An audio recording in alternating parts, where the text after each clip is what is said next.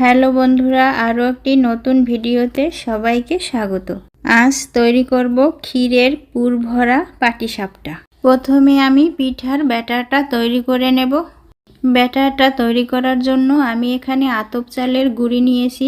চালের গুঁড়িটাকে আমি সুতির কাপড় দিয়ে ভালোভাবে সেলে নিয়েছি, যাতে চালের গুঁড়োটা খুব মিহি হয়। এখানে কোনো প্রকার দানা ভাব থাকলে পিঠাটা ভালো হবে না।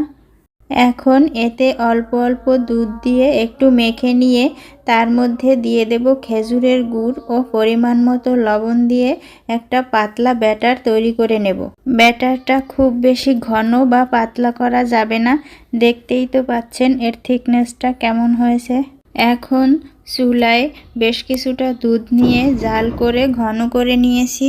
এবার এর মধ্যে খেজুরের গুড় দিয়ে ভালো করে একটু মিশিয়ে নিয়ে তার মধ্যে 2 চামচ চালের গুঁড়ো জলে গুলিয়ে নিয়ে দিয়ে একটু জাল করে নিয়ে তার মধ্যে 4 চামচ কনডেন্স মিল্ক দিয়ে ভালো করে নেড়ে চেড়ে মিশিয়ে নেব। ক্ষীরটা আমি খুব বেশি ঘন করব না, একটু পাতলা পাতলাই নামিয়ে নেব। ক্ষীরটা পুরোপুরি তৈরি, এখন নামিয়ে নিচ্ছি। এখন চুলায় একটা প্যান গরম করে তাতে একটা টিস্যুর সাহায্যে একটু ঘি প্যানটার গায়ে লাগিয়ে নিচ্ছি। এখন 1 চামচ ব্যাটার দিয়ে একটু ঘুরিয়ে গোল করে নেব। এবার কিছু সময় অপেক্ষা করব যতক্ষণ না পর্যন্ত এর উপরটাও ভাজা না হয়। দেখতেই তো পাচ্ছেন এর উপরের দিকটা আর কাঁচা নেই।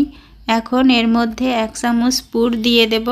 এবার একটা চামচ দিয়ে যে পাশটায় ক্ষীরটা লাগিয়েছি সেই পাশ থেকে মুড়ে নেব। একইভাবে আমি সবগুলো পিঠা তৈরি করে নিয়েছি। ব্যাস, তৈরি হয়ে গেল ক্ষীরের পাটিসাপটা। ভিডিওটা ভালো লাগলে লাইক, শেয়ার ও ফলো করতে ভুলবেন না কিন্তু।